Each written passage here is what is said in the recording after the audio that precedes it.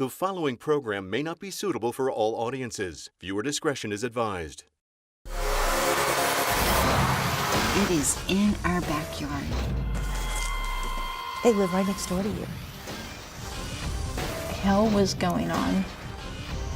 The whole night she raped me. Human trafficking is here in Tampa Bay. It's the fastest growing crime. Unfortunately, it is extremely profitable. We have a very significant problem.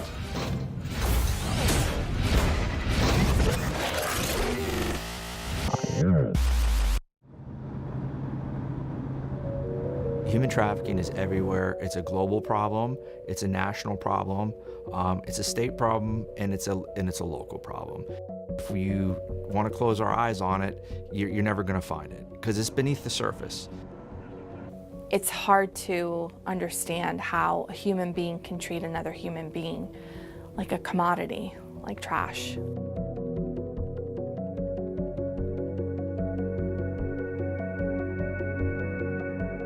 Human trafficking is a $32 billion a year enterprise. It is second only to drug trafficking. To begin to wrap your hands around that number, understand that in the last year that exceeded Apple, it exceeded Ford, it exceeded Exxon annually. A drug, it's a one-time exchange. A weapon is a one-time exchange. A child or a person, you can use them over and over and over again. I think most people believe that it does just happen in perhaps third world countries where people are not readily able to perhaps speak up for themselves. It's a total fallacy to think that this is a foreign problem. It's not. It's our problem in Tampa, in Florida. The reality is it happens here, in our own backyards. In the Tampa Bay area, we see more U.S. citizens than we do foreign-born. We've dealt with U.S. citizens that were children, that were adults. Some of them were forced into the commercial sex industry, and some of them were also forced into labor trafficking scenarios.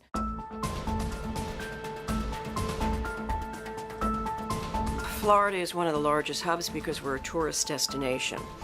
With our beautiful world-renowned beaches, our seaports, our airports. We have military bases. We have every sports franchise you can possibly imagine.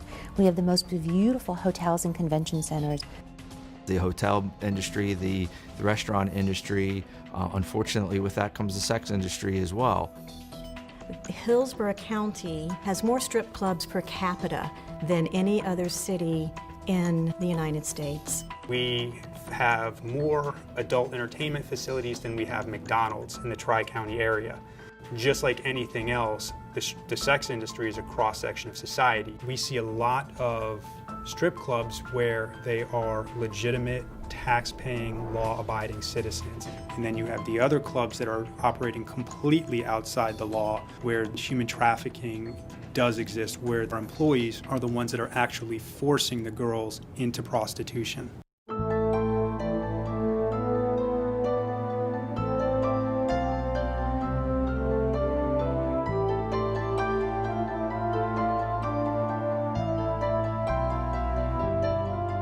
A lot of people think that it's only a certain demographic or it's only certain neighborhoods, or it's not, it's everywhere. We have found victims in hotels, in trailers. We have found victims in houses that are worth $2.5 million.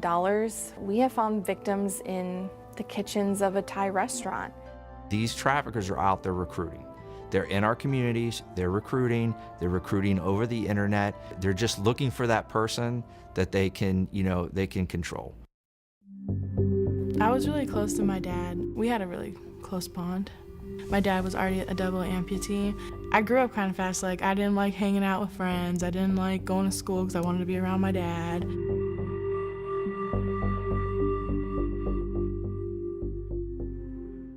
During the process of him passing away, I made a MySpace page and I put that my dad was in the hospital, and I met somebody. They were like kind of like that person like I was leaning on.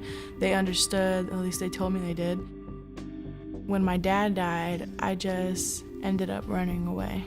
I kind of went back to the person that I met on MySpace saying, hey, could I hang out with you? And this person said that they were 18, 19 and that they had a car.